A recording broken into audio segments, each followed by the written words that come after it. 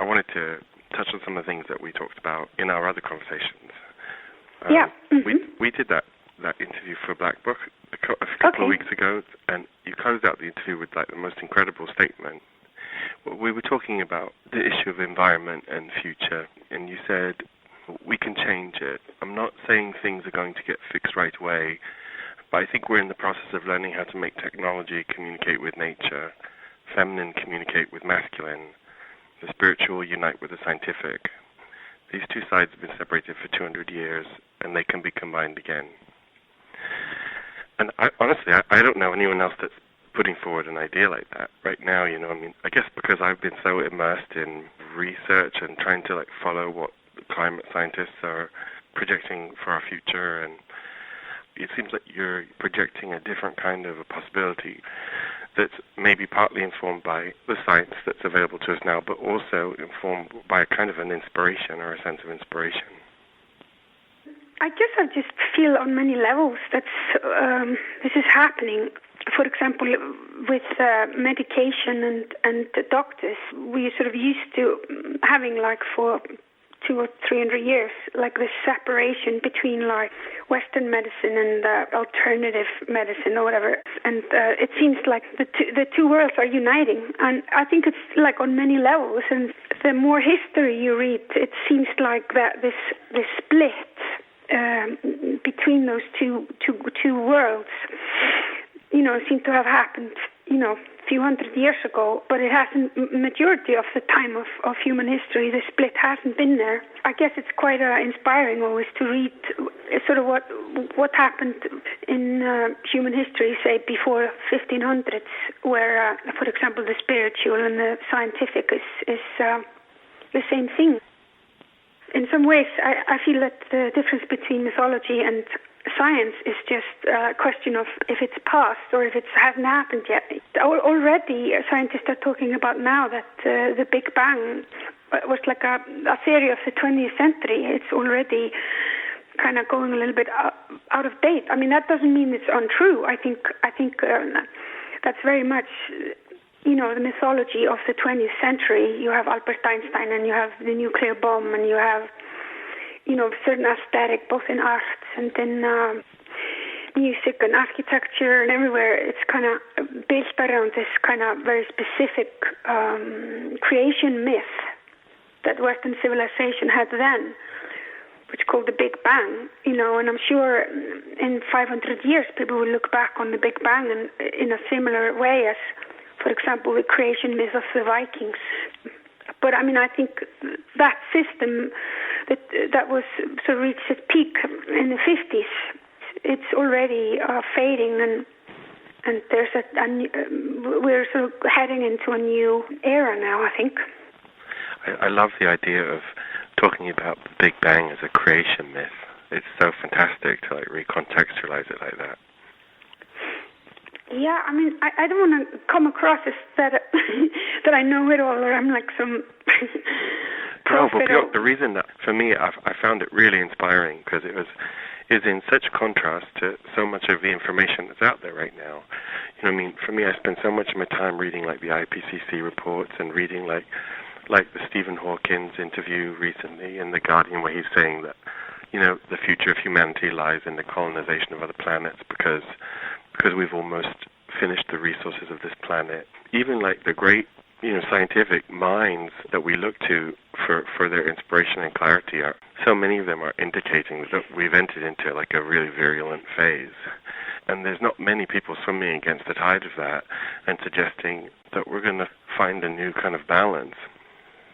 Yeah, I mean, funnily enough, I was just asked to do a quote about Alexander McQueen a couple of days ago, and I think the problem is a lot the sort of the psyche of the US and UK. It's like empires that are in a decay right now, and they don't realize that all its inhabitants are sort of have this feeling. I feel a lot of them feel like they're on a sinking ship, and that's it, and people make such bad decisions when their ship is sinking, the people that come from the UK and the US are actually a minority of the planet. You know, there are not that many. They're like, I don't know, 400 million or something, and the rest is I don't know, 5.6 billion or something. And a lot of other countries are actually on the up. They haven't even started, you know. And then the US and the UK, they kind of have the power of most of the media in the world, and they kind of like control how humanity looks on themselves and how they feel about themselves. And for an Icelander like me and a lot of the immigrants I was hanging out with in London, we used to obviously, you know, chat and get drunk or whatever, and we used to talk about how boring it was, this apocalyptic view, and it's just so self-important of Western civilization to feel that the rest of the world should enjoy and feel this decay with them. If you're not convinced we're all going down the drain, you're insensitive or you're I don't know what, you know. And I think all empires have gone up and gone down, you know, and it's a natural thing, you know. And the English Empire maybe had its peak maybe 100 years ago or whatever, and the US maybe like 50 years ago, and they're still the most powerful one. But the fertility and the growth is, you know, is in a different place now.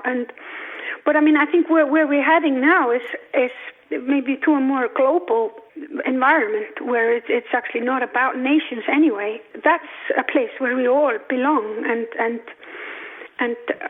in this place, there's a lot of discoveries being made in science, and we are forced, if we like it or not, to, you know, learn about nature, recycle, and use the sources we have, and this idea just because the oil is finished and all the energy is finished is ridiculous, you know. And I mean, I remember reading a science fiction book the other day,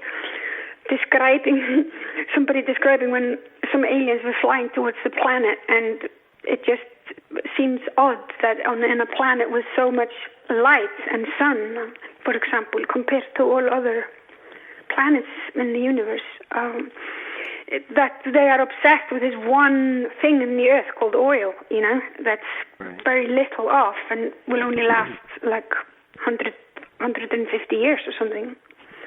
I mean, but it was the same thing with the coal. When you know, London was covered with coal smog, and everybody was like, oh my, you know, everybody had TB or whatever and were coughing, and do you know what I mean? And everybody's like, oh, we're all going to die and it's all going downhill. And I mean, there's always been this voice of, I mean, look in the Bible, you know, with Sodom and Gomorrah, you know, this kind of end of the world talk. And I mean, I think and then people get over it. I mean, I think there's just as much chance that we were going to die as we are all going to go up and everything's going to be amazing. I think probably it's somewhere in the middle. But I think also this pessimism can be quite romantic, and it can be quite it's quite self-indulgent in a way, and it's quite addictive too, you know, this, especially as an aesthetic.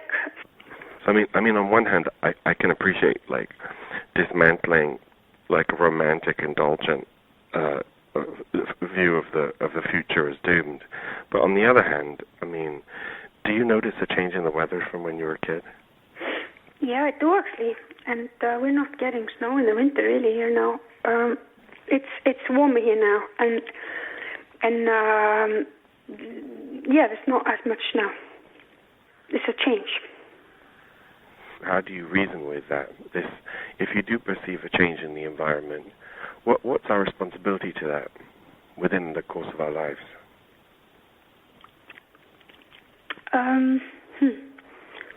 I mean, I can only speak for the situation in Iceland, and I think it's important to be proactive, you know, and I think it makes a difference. I still feel, I mean, I was probably always will, you know, totally different walking up and down my street here in Iceland or go to a city. I mean, for me, the contrast between, say, Iceland and New York is like major, you know, and I can trust my instincts in Iceland, but in New York I can't. I can run on Icelandic fuel in New York for about 2 weeks, and then I run out of it, and I get very like a animal in a cage, and things that make me feel good are things like oxygen, and I'm sure they haven't invented the machines yet, but to measure it, but something about physics, like the physical pressure of the skyscrapers and the especially the energy you get from the ground up, like up your legs, when you're having walks outside in Iceland. Like, I don't feel that at all, and the only way for me to energize in New York is to like just drink cappuccinos, and it feels really artificial. So, that's my personal experience. If you're asking me to tune into my instincts, and how I feel, I feel Iceland still has this connection with the energy of the universe, and doesn't think of itself as separate unity that can survive without it. And but it could very easily, very quickly, like if we don't act now,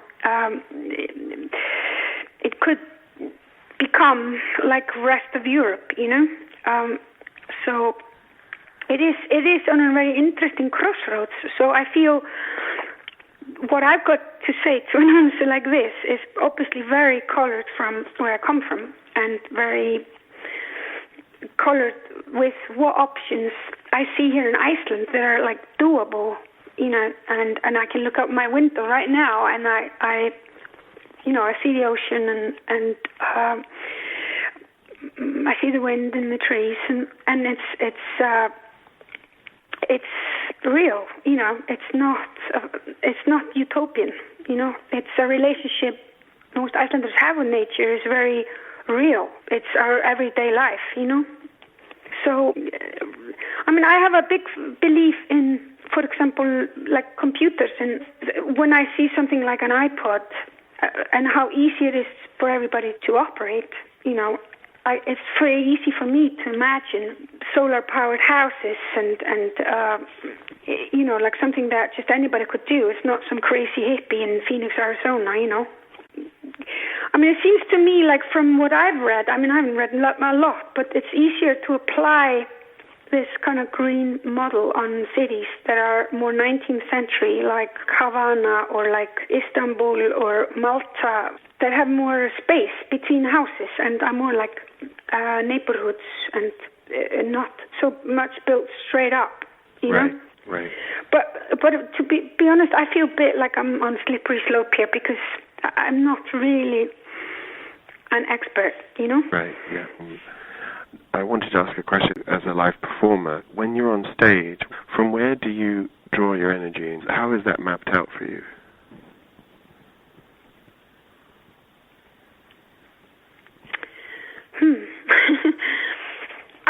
It probably is different every night in a certain way, of course, because a lot of, at least half of it is stuff that you can't control, and that's the charm of performing live, right? Because you are just in that particular mood that day, and you're tired or you're energetic, and things have happened, say in the group that is touring, like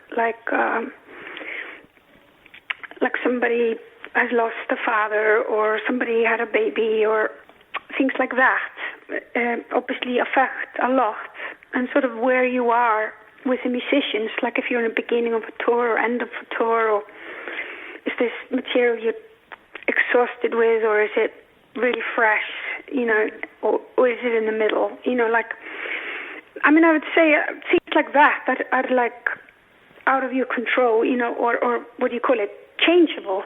It's not in your power to control them, and that's something you obviously don't rely on as a energy source or whatever. I guess personally I walk around a lot in Iceland. That's how I learned to sing, so that's just sort of my idea of home is me walking around singing outside somewhere. So I guess that's quite a introvert affair for me personally a lot of the time. So when I sing, without being totally conscious of it, I'm probably tapping into this space, where basically a lot of it is celebration of space and celebration of oxygen, and it's the fact that you walk outside and you have a lot of space all around you. There's no people, there's no plants, and there's no animals, so you just have landscapes, like shapes of mountains, but sort of without the fluffy stuff, So if there's a mantra for it, it would be, I have a lot of space. I love the idea of celebration of oxygen. I guess my last question kind of bounces off of a conversation that we had a couple of times from different angles just on our walks around. Do you have any inclinations as to what you might be in dialogue with beyond the course of this life?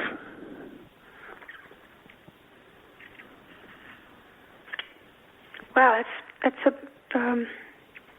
big question.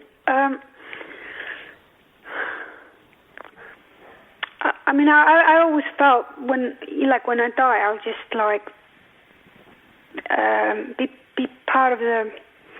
become part of the planets again somehow. I can imagine myself more like becoming like Earth and part of a planet. And then, I really like ideas in science when you see that planets, they explode and then all the stuff they're made of, it comes like material for new planets. So everything is used again, So I guess I find stuff like that more of a turn on. I would love to be part of the Milky Way.